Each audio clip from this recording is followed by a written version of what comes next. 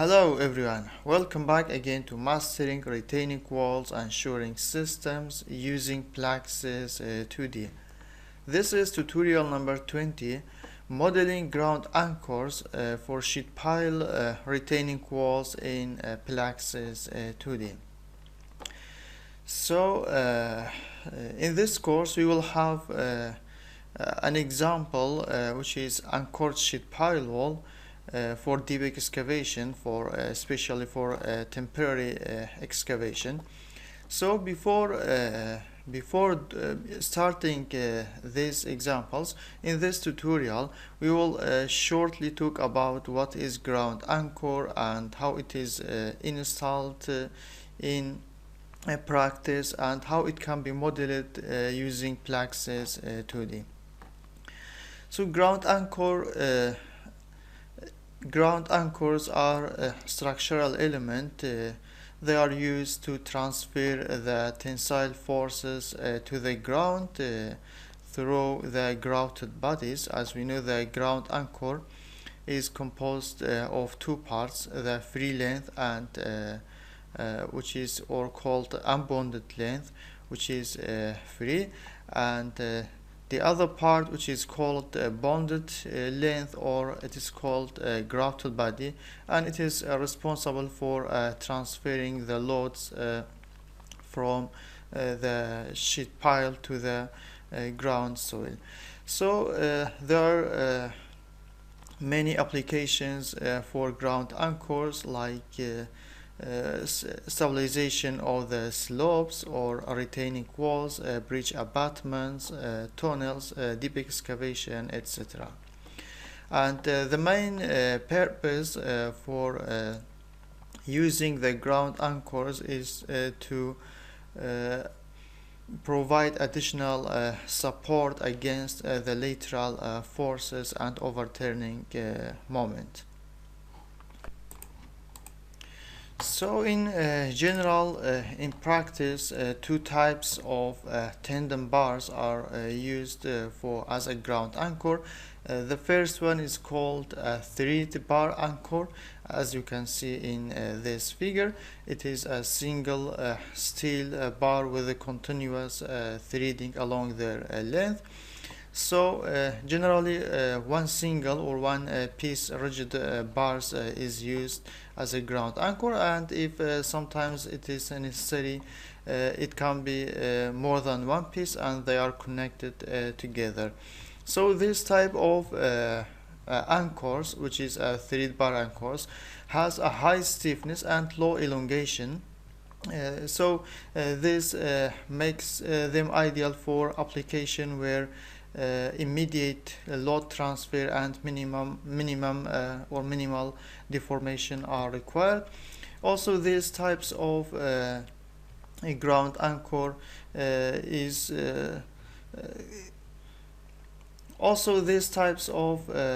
anchors can be used as a temporary or permanent anchoring for retaining walls, slope stability, or foundation support. Also, another type of ground anchors is called strand anchors. This type of anchor consists of bundles of steel strand, as you can see in this figure. So usually 3 to 12 strands are encased into the bonded length or in the grout body, and each of these strand is high strength steel wires and twisted together, and they are more flexible and easier to install, especially for deep boreholes if you compare to the thread bar, because they are single bar and more rigid. So this type of ground anchor is used for longer and higher capacity, like a deep excavation, bridge abutments, and big dams. Okay, in here also I will shortly talk about various components of a ground anchor. The first one is tendon. This inner part, it can be a steel cable or a bar. which is one of the previous types of the ground anchor, and it can be a thread bar anchor, or it can be a strand anchor. And this is a main structural element of ground anchor, and that carries the tensile force. Also, we have a free length. If you see the first part, the one which is not grouted, it is called unbounded anchor length, or it's called a free length. So this free length of the anchor remains unstressed and allows the transfer of tensile force to the grouted body. Also, we have a grouted body, or it's called bonded length of the anchor. It provides adhesion between the anchor and the surrounding ground. So it transfers the tensile force to the ground using the frictional force and adhesion between the grouted body and surrounding soil. Also, we have anchor head. As you can see, this part, the external part of the anchor system, it is external, installed in the out, and it transfers the load to the structural element. It transfers the load of tensile force to this structural element. So this structural element may be reinforced concrete diaphragm wall, or steel sheet pile wall, or any other retaining structure. Also, we have a sheathing, this cover, blue cover. So it's used as a protective covering and used around the free length of the ground anchor, and to prevent bonding with the surrounding soil or the grout. Also, we have a small part in here. As you can see, it's called a spacer, and it is used for positioning the tendon at the center of the borehole. So before talking about installing ground anchor in practice, I want to show you a brochure here. So you can find these international systems. You can type this title in Google. So there are many types of ground anchor and soil nails, etc. So you can actually, it is very useful, and I suggest you study this brochure, and you can have an idea about the ground anchor and applications in geotechnical engineering and how they are used in practice. So there are some steps for installing the ground anchor. The first one is drilling anchor holes. As you can see, this hole first drilled, open it using a rotary or precaution drill, and the length and diameter of this hole is depends on the design of a ground anchor and a grout body.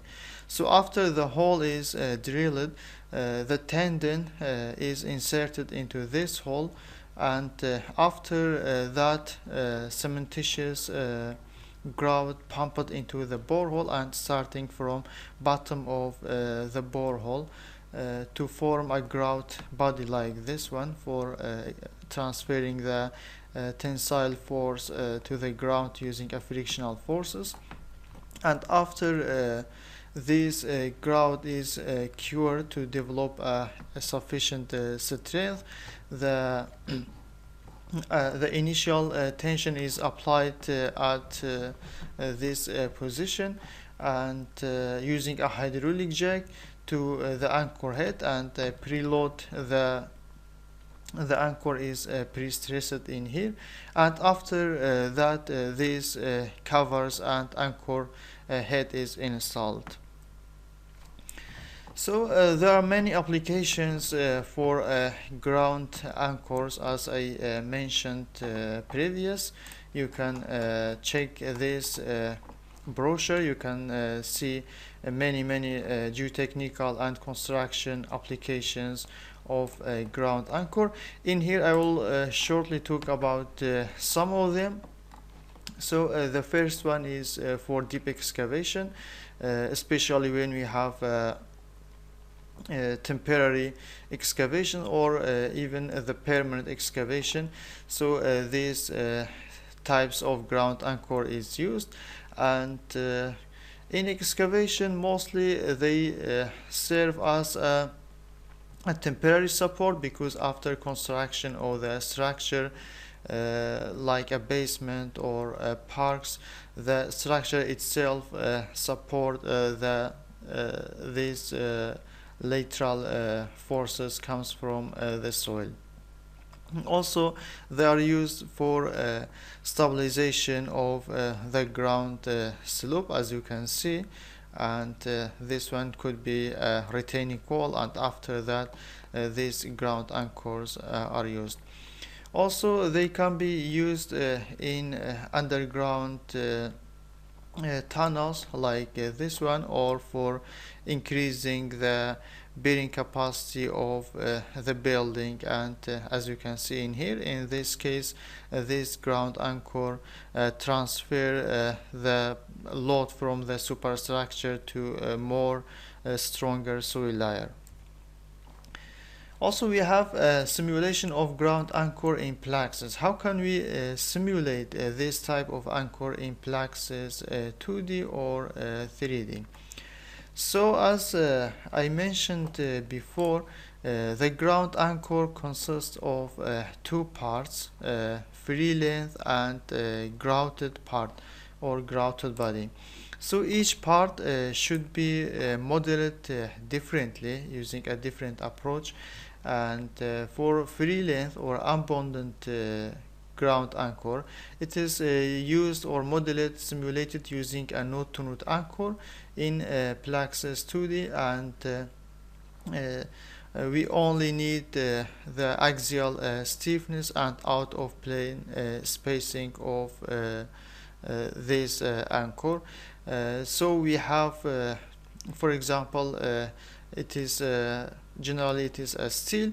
The elasticity of the steel is known, and also the diameter of this steel, or I mean the cross-sectional area of the steel, also known, and we can find this parameter. And out of plane spacing also is known, so we can define the material for free length using anchor. Also, for a grouted body, the grouted body is modeled using embedded beam, which is a feature in Plaxis 2D or 3D, and the material also defined using embedded beam. For this material also we need the diameter of the grouted body and the elasticity of this grouted body. So because this grouted body, and we also have a steel bar in this part, that's why composite elasticity should be calculated based on this equation. So we have elasticity equal elasticity of steel times the cross-sectional area of the steel plus the elasticity of the grout times the cross-sectional area of the grout divided by the gross area. So in this equation we can estimate or approximately estimate the composite elasticity for this grouted body. Also, we will need out of plane spacing, and it will be the same as free length. Okay, this was for this example. I hope it was clear and useful. In the next tutorial, we will try to simulate anchored retaining wall using Plaxis 2D. Thank you for watching. See you in the next lesson.